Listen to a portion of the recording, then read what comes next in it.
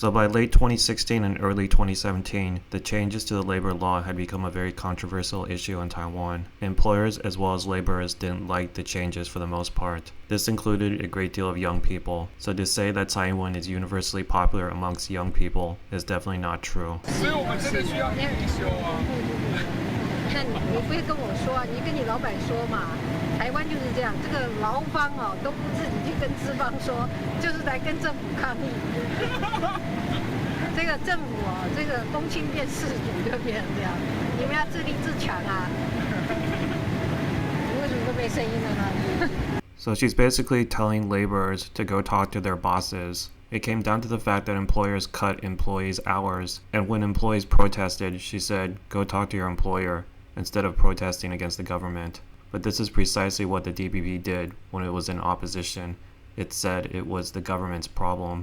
以前在野的时候，不是天天讲说找政府吗？找政府吗？以前说马政府没有办法照顾劳工，所以大家才寄望你这个蔡英文政府啊。结果现在你拿到权力，解决不了问题啊，一例一休也没弄啊。忽然间这个撒手不管，好像他从来不是他的事。蔡英文总统这样的发言实在是非常荒谬。像最近新航的事情，就是即便有工会，那资方他要把厂关掉。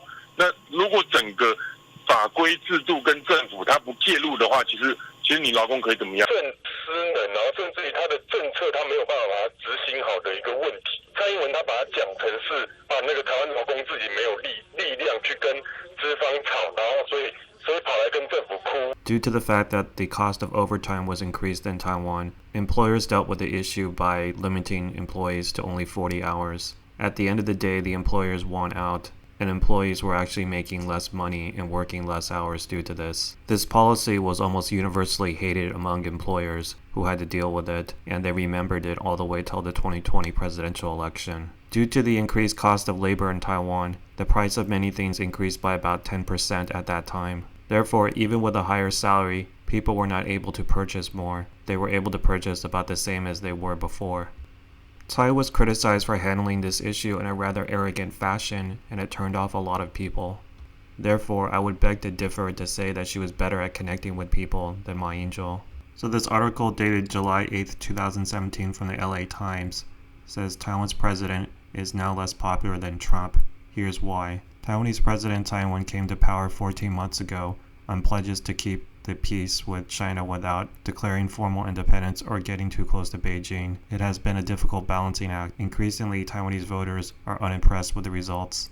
Tsai's approval rating sank to 33% in June, down from just over 39% a month earlier. That puts her in politically dangerous territory, below even the historic low rates that US polls show for President Trump. Tsai was elected in January 2016 in a landslide over the ruling Nationalist Party candidate in what was seen as a rejection of the nationalist overtures to Beijing, but many of her supporters are having second thoughts now. We still have to confront the truth that Taiwan is economically reliant on China, and Tsai has to strategically manage the bilateral relationship, said Taipei schoolteacher Bernie Wong, 28, a Tsai supporter in 2016. So here's an article from East Asia Forum, Tsai's Midterm Blues, October 26, 2017. Taiwanese President Tsai Ing-wen's administration is experiencing the midterm blues. In July, support for Tsai's Democratic Progressive Party fell to a meager 23.9%, only marginally higher than the support for opposition KMT at 22.5%.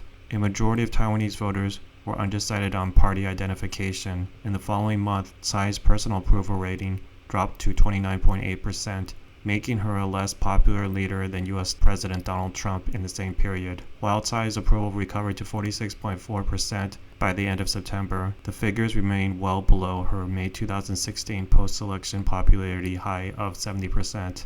The second challenge is managing domestic concerns about Taiwan's economy and social policies.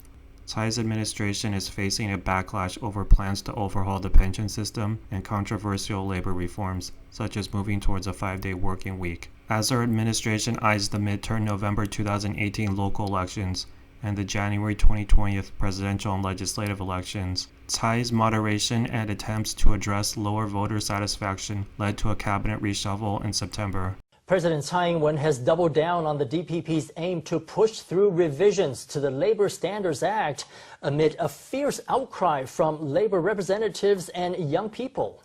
At a press conference hastily called during the DPP Central Standing Committee meeting today, she said she would accept the public's criticism and argued that the new rules do not contradict the progressive principles of the original 5-day workweek law.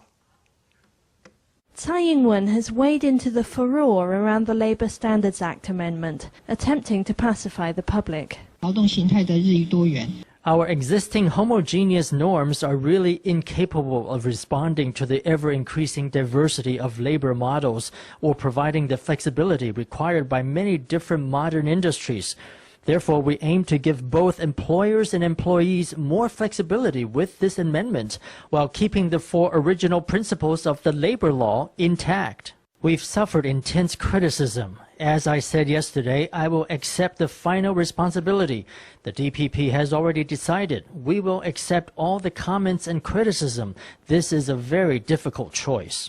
Tsai reiterated her party's determination to push the contentious revisions through will not be affected by the storm of protests. Her words are being interpreted as an attempt to bolster morale within the DPP. So things continued like this through late 2018. After Tsai had been in power for 2.5 years approximately, it was clear that she was not a popular president. You could see this in the media opinion polls. For the first 2.5 years of her presidency, as far as I know, she did not have the media create any fake opinion polls. She did not order the media to give her a high approval rating when she had a low approval rating. Leading up to the local elections on November 24th, 2018, it was clear that the DPP was struggling. Therefore, they had to find a scapegoat. The reason for their loss would be mainland China. It is certainly true that mainland China spreads a lot of information in Taiwan that is malicious and against the DPP. It is also true that they were helping KMT candidate HanKuo-Yu and Kaohsiung get elected. However, it was not the real reason why the DPP was going to do badly in the local elections. It was mostly because of her own administration. Propaganda from mainland China cannot actually change the results in Taiwan. People are going to vote according to how they feel about the current administration. It's mostly about domestic issues, and voters in Taiwan are not that easily affected by a bunch of posts and information from mainland China. While it may be annoying to the DPP, it's not the real reason people were voting against them. Also, the DPP did not seem to have whole-scale election fraud set up for the local elections in 2018 either. While a statistical analysis done later after the election indicates that there was some ballot stuffing in Kaohsiung, Taichung, Taoyuan, and especially Taipei City itself, the 2018 local elections appears to be a fairly legitimate election. That is, no major widespread election fraud by either party. This would lead to Tsai Ing-wen replacing the Central Election Commission head with Lee Jin-yong in 2019, as you will see soon. Lee Jin-yong was put into place to give Tsai Ing-wen the results that she needed to get reelected. However, Taipei City was very suspicious, and it appears the Central Election Commission helped incumbent Taipei City Mayor Ko Wen-je to another term. This was to prevent the KMT from winning another city. Tsai also didn't want Ko Wen-je running for president, so keeping him in the Taipei City mayor position was very important to her. During 2018, this was also the rise of Kaohsiung City mayor candidate HanKuo-Yu, who would also later get the KMT nomination for the 2020 presidential election. HanKuo-Yu in 2018 clearly became the most popular politician in Taiwan. This could not be done simply with help from mainland China. HanKuo-Yu clearly appealed to voters and the common people. He became so popular that he became a threat to everyone in the KMT as well as the DPP party. After getting the KMT nomination, HanKuo-Yu vowed to restore the Supreme Prosecutor's Office, Special Investigation Division, that Tsai Ing-wen had gotten rid of. This created many enemies for him in the KMT and the DPP party, and they had a mutual interest in not seeing him become president and getting rid of him from Taiwan politics altogether.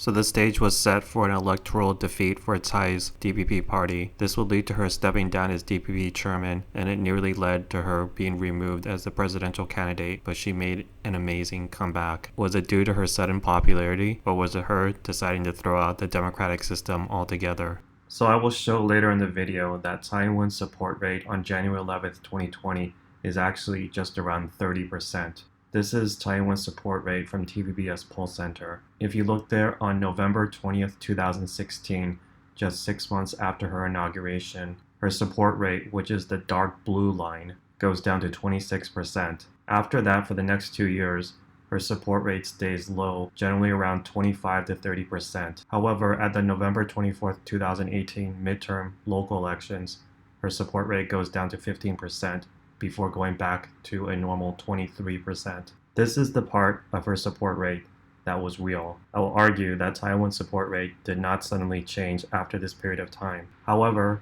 around May 20th, 2019, 3 years after Tsai Ing-wen was inaugurated, this is where I believe the presidential office had TVS Poll Center start to fake Tsai Ing-wen's support rate. You can see it goes all the way up to 36%, which is higher than it's ever been for the past 2.5 years. It is unlikely that that is a real support rate. And after that, it continues going up to as high as 61%. 2 months after May 20th, 2019, it was found that cigarettes were being smuggled on the president's plane. It is very, very unlikely that her support rate would continue to increase after that was found out. The Taiwan administration and the entire Western media, as well as the Hong Kong media, wants everyone to believe that her support rate increased dramatically like that, just because of the Hong Kong anti-extradition protest that started around June 2019. The cigarette smuggling incident on the president's plane is something that can be linked directly to the Tsai Ing-wen administration. The anti-extradition protest is something that happened outside of Taiwan and should not help or hurt any candidate in Taiwan running for president. The Taiwan presidential election is mostly about domestic issues and how the current administration is handling domestic affairs, which actually impact Taiwan voters. They do not look outside of themselves towards international issues as much, like what happens in Hong Kong. What happens in Hong Kong cannot impact Taiwan voters that much. If it did, it only impacted voters that were going to vote for Tsai anyway. There is no evidence to suggest that people who were going to vote against Tsai suddenly changed their minds and decided to vote for Tsai Ing-wen just because of those protests. The Investigation Bureau says it's looking into 33 allegations of Chinese interference in the local elections. So far, investigators have verified enough evidence to send 4 cases to local prosecutors. The ruling party says Beijing is interfering in the mayoral elections races of Taipei, New Taipei, Kaohsiung, and Taichung in a rehearsal for wider interference in the 2020 presidential election. As they enter the final sprint to Election Day, candidates of all stripes are pushing hard to get out the vote. Investigators say Beijing is quietly doing the same. This is a fact. Days ago, the U.S. Vice President went to the Hudson Institute to give a speech. He made a particular note of China using various means to sway U.S. elections. China wants to influence the internal affairs of the U.S., and of course, Taiwan will not be spared. Each of our candidates needs to exercise self-discipline to keep foreign powers from infiltrating our elections. It's against the law. The Investigation Bureau says it's investigating 33 cases of Beijing allegedly backing political candidates. At present, 4 of the cases have sufficient grounds for prosecution. Investigators say China's tactics include vote buying, direct donations, and indirect donations to select candidates. Money is another means of support. Of course, investigating this matter would take us outside our borders. That presents a certain degree of difficulty.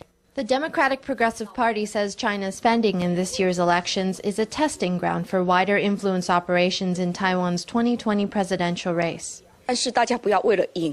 Don't leave Taiwan's gate wide open for the sake of winning. I feel that the most effective approach here is to rely on the collective power of the people to reject candidates that are backed by cash-based political interference and bribery. Historically, China has taken up a variety of tactics to sway Taiwan's political elections.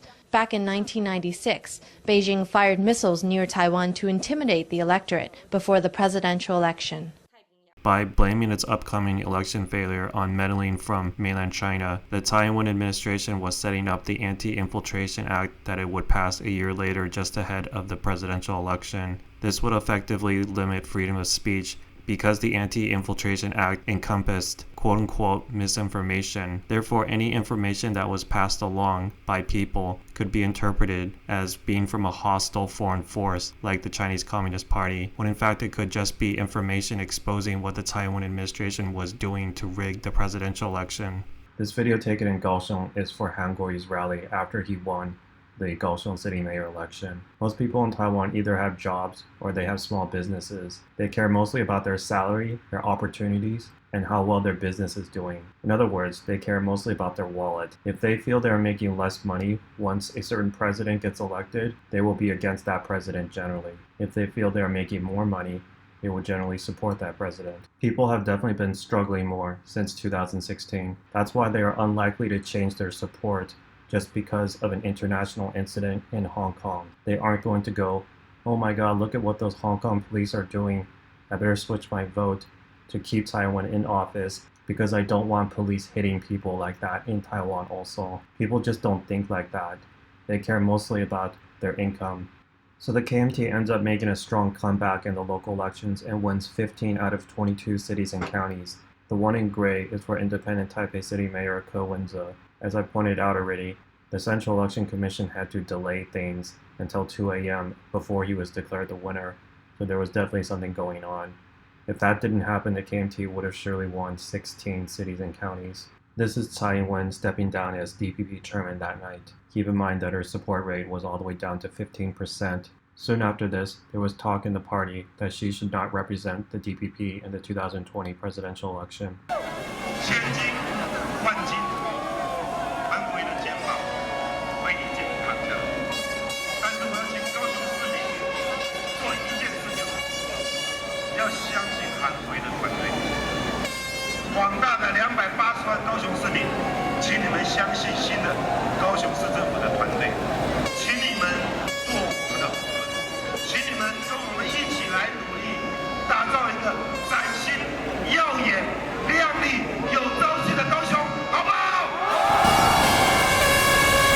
HanKuo-Yu went on to become the most popular politician in Taiwan, eclipsing everybody in the KMT party and the DPP party by far. He identified with voters in a way that no other politician has ever done before. However, he was not a part of the establishment. Therefore, he was a problem for the KMT party, the DPP party, and the United States. He was making decisions according to what people actually wanted. HanKuo-Yu was sent down to Kaohsiung to lose. The KMT did not want him running for Taipei City Mayor because they expected to win that race. They thought they could get rid of him in Kaohsiung.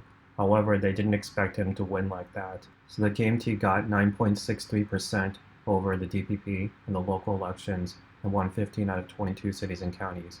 The DPP held 6. Dividing out the ballots for the independents gives the KMT and the DPP about a 55 to 45 split in the local elections. Also note that the turnout rate was fairly similar from November 24, 2018 to the presidential election in January, almost 3 years ago.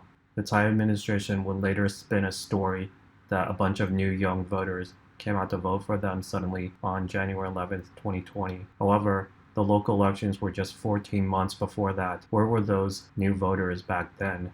That wasn't too long ago, just 14 months earlier.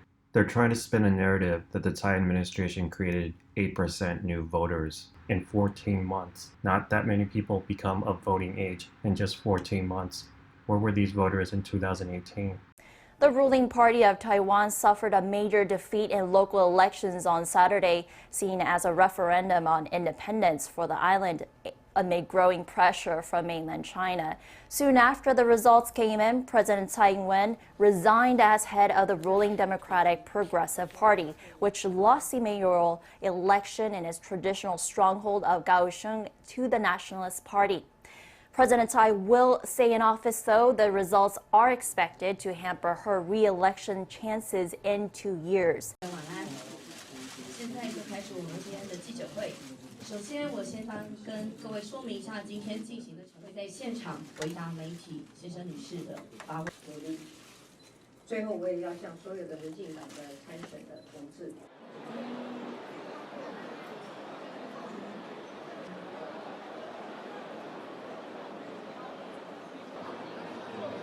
首先，我要对今天地方选举的结果负起完全的责任。我从现在开始，辞去民主进步党的主席一职。我们努力不够，让所有和我们一起打拼的支持者失望。我也要在此表达我们非常诚挚的歉意。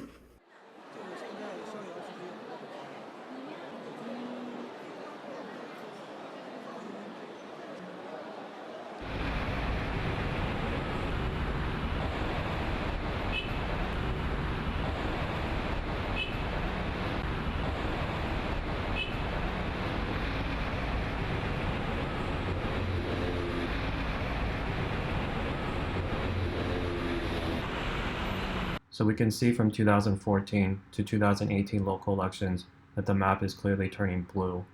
Beginning in 2005, the party that has won the midterm elections has gone on to win the presidential election every time. The KMT won the midterm elections in 2005 and 2006 and won the presidential election in 2008.